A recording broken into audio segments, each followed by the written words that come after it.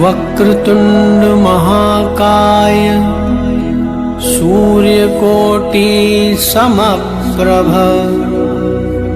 निर्विघ्नं कुरु मे देवो सर्वकार्येषु सर्वदा।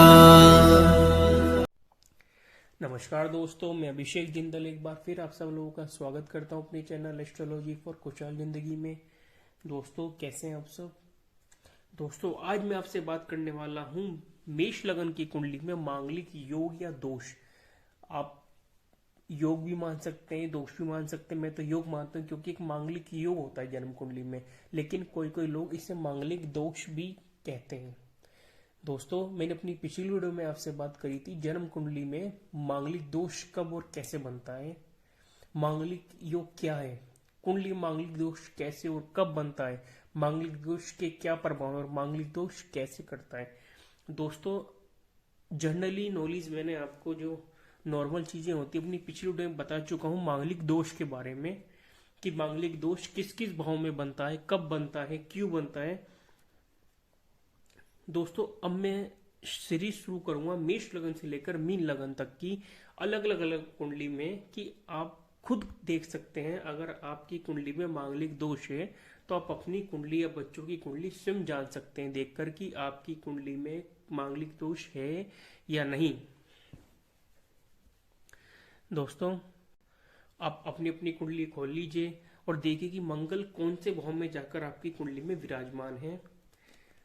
अगर आपकी मेष लगन की कुंडली है, आपके लगन में 1 नंबर लिखा हुआ है, तो मैं आज बात करने वाला हूं मेष लगन की। मैं मेष लगन से लेकर मीन लगन तक 12 लगनों में आपसे अलग अलग लगन में आपको बताऊंगा कि मंगल दोष कैसे बनता है, कब बनता है और कहां पर बनता है।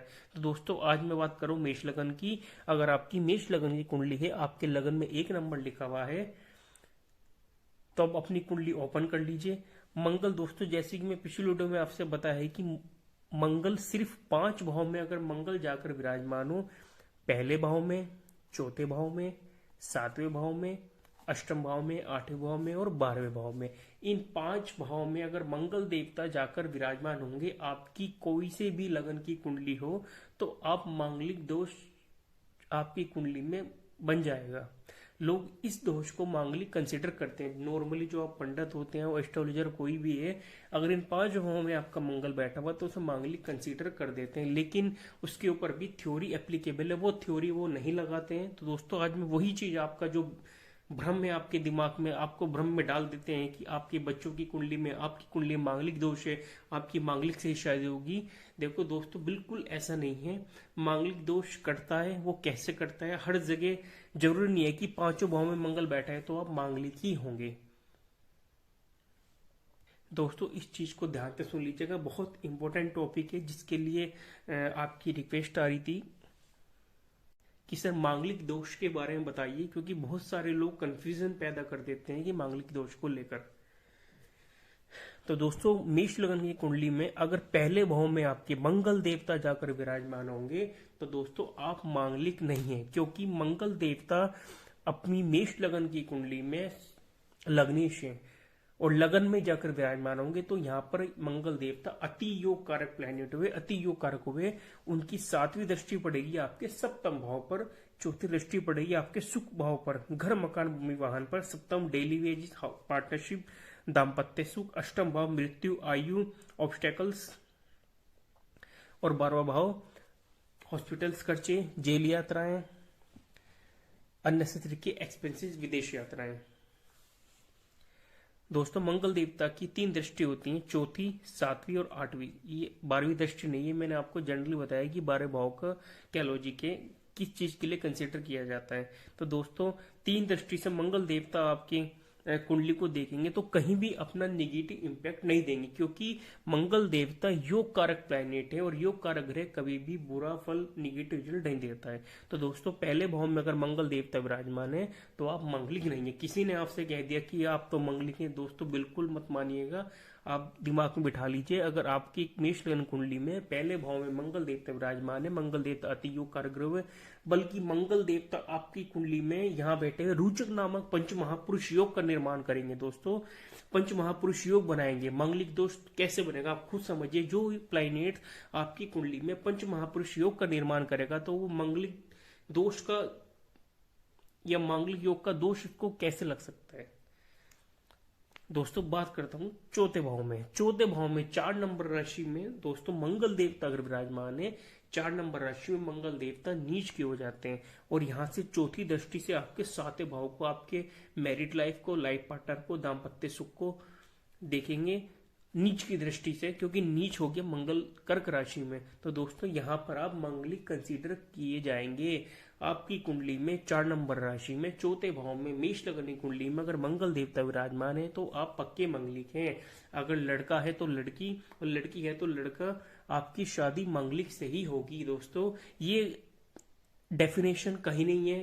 पंडित या वो लोग कह देते हैं कि आंशिक मंगली कुछ नहीं होता, या तो मांगलिक होगा या मांगलिक नहीं होगा। इस चीज को दिमाग में बिठा लीजिए। मांगलिक है यस, मांगलिक है नो, यस और नो में डेफिनेशन है मांगलिक की। बाकी आंशिक मांगली या 28वें साल के बाद खत्म हो जाएगा, ऐसा कोई चक्कर नहीं है दोस्तों। ये सिर्फ भ्रम में डालने वाली बात है। 28वें साल में मंगल Mars planet is the maturity आती है। जैसे हमारी एज होती है 25 में, 24 में या 28 में हम मैच्योरिटी आती है हमारे अंदर, इंसान के अंदर मैच्योरिटी आती है। वैसे प्लैनेट्स होते हैं, ग्रह होते हैं 28 ईयर्स 28वें साल में मंगल मैच्योर हो जाते हैं। लेकिन इसका ये मतलब बिल्कुल नहीं है कि आपका मंगल दोष 28वें साल में कट जाएगा या खत्म हो जाएगा। ये बहम अपने दिमाग से बिल्कुल निकाल दीजिए। तो दोस्तों अगर चौथे भाव में मंगल देवता विराजमान है, वो नीच राशि में चौथी दृष्टि से आपके 7वें भाव को देखेंगे, 7वीं दृष्टि से आपके प्रोफेशन को देखेंगे और 8वीं दृष्टि से आपके लाभ स्थान को देंगे। दोस्तों तीनों घरों को नुकसान करेंगे, दाम्पत्य सुख खराब करेंगे, मैरिड लाइफ में दिक्कत लाएंगे, पार्टनरशिप से दिक्कत होगी, कामकाज में दिक्कत परेशानियां पैदा करेंगे और 8वीं दृष्टि से आपके लाभ में कमी लाएंगे। बीमारियां, हेल्थ इश्यूज आपको होंगी। फुलफिलमेंट ऑफ डिजायर में आपके कमी जरूर ला देंगे मंगल देवता। तो यहाँ पर अगर मंगल देवता बैठे होंगे तो दोस्तों आप आपको मंगलिक ही लाइफ पार्टनर देखना होगा शादी के लिए। बात करते हैं दोस्तों 7वें भाव की। अगर 7वें भाव में मंगल देवता विराजमान है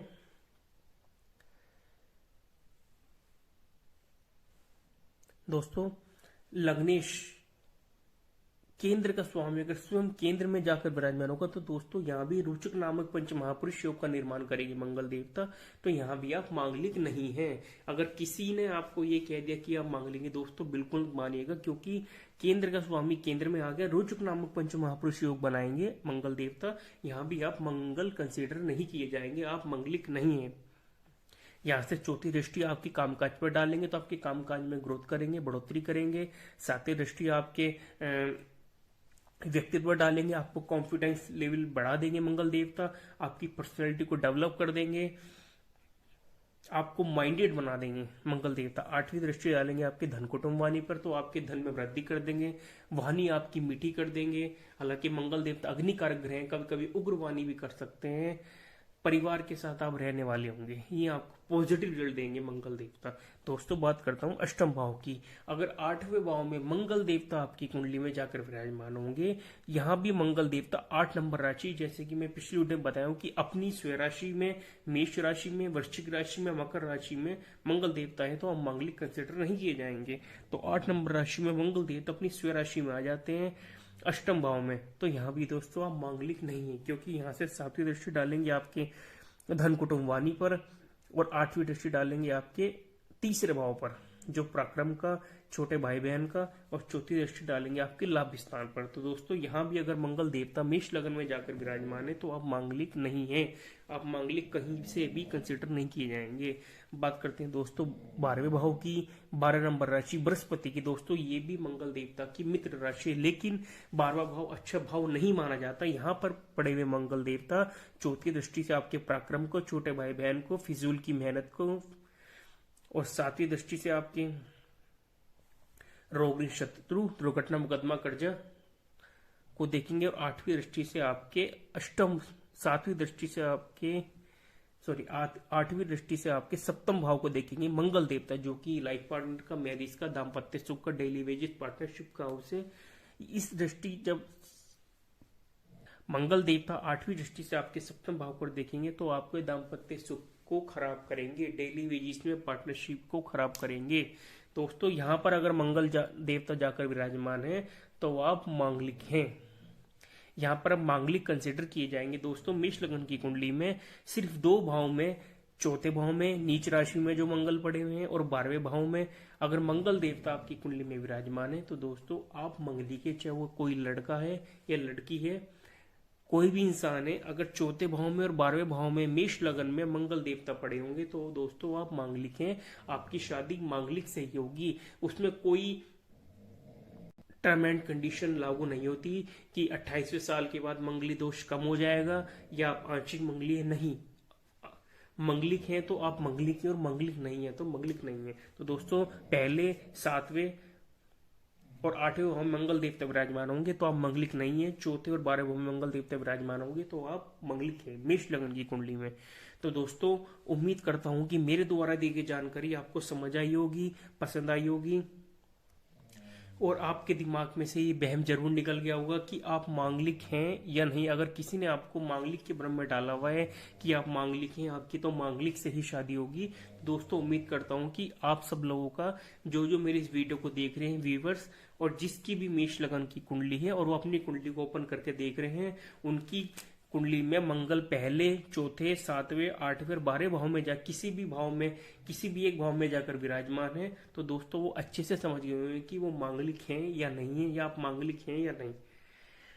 तो दोस्तों अपनी अगली वीडियो में मैं आपको बताऊंगा वृष लगन की कुंडली में मांगलिक योग या दोष। तो दोस्तों मेष से लेके मीन लगन तक की मैं बात करूंगा। आज मैंने बात करी मेष लगन की, अपनी अगली वीडियो में आपसे बात करूंगा वृष लगन की। तो दोस्तों जिसकी वृष लगन की कुंडली है वो एक्साइटेड होकर अगली वीडियो का मेरी वेट करें कि जिससे कि जान सके उनकी वृष लगन की कुंडली में मांगलिक योग बन रहा है या नहीं बन रहा है। तो चलिए दोस्तों इसी के साथ मिलते हैं अपनी अगली वीडियो में। तब तक के लिए नमस्कार, आपका दिन शुभ हो। Thank you.